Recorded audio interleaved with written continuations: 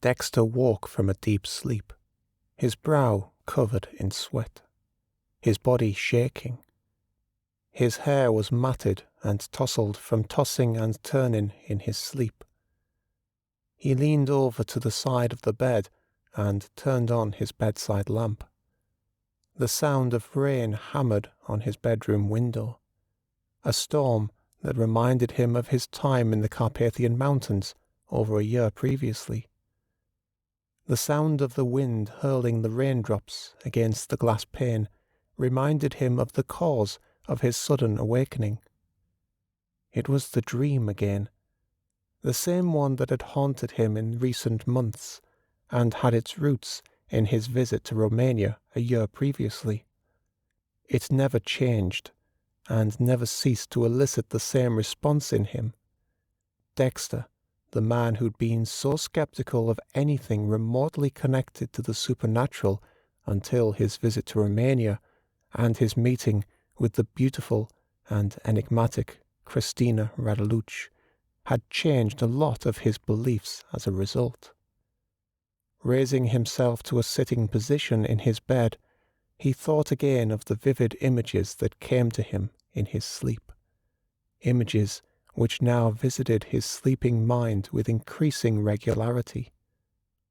Always she was there, waiting for him at the end of a long, dark corridor. He could see her clearly despite the apparent absence of artificial or natural light, and he'd walk towards the beautiful, almost ethereal figure in the diaphanous white dress that billowed around her legs despite the stillness of the air in the dank, enclosed passageway.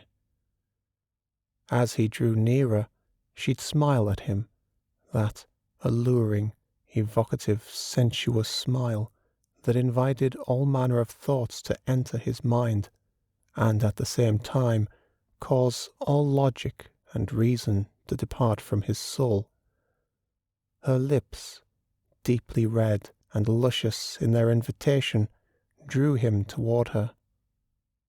The heaving of her more than ample bosom drawing his eyes as he came to within a few meters of the stunningly gorgeous creature that beckoned him ever closer. She took a pace in his direction, the thin material of her dress parting to reveal the long, shapely, and perfectly formed legs that held the promise of so much more if he were able to feel the softness of her skin, allow his hand to slowly feel their way upwards towards her most private of places. As Dexter came within touching distance, Christina smiled, as she always smiled in his dream.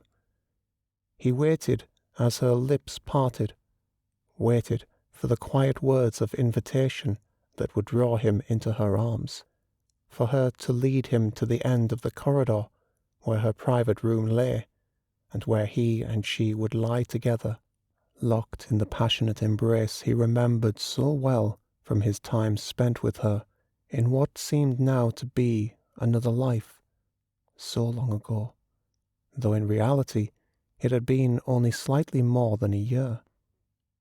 Instead of the soft, tender words of loving endearment he expected, and as happened every time the dream visited itself upon him, Christina's lips parted to reveal her pure, pristinely white teeth, two of which had already grown unusually and abnormally long. Those teeth now appeared to take on a life of their own as they grew in length before his eyes, no longer teeth, but brilliantly pointed fangs, malevolent and at the same time imploring in their invitation to draw ever closer, closer to the promise of a life that Christina offered far beyond that known by ordinary mortals.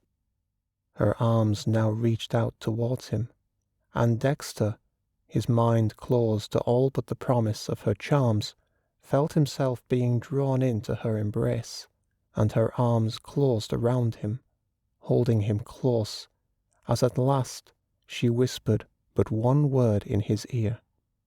"Dexter."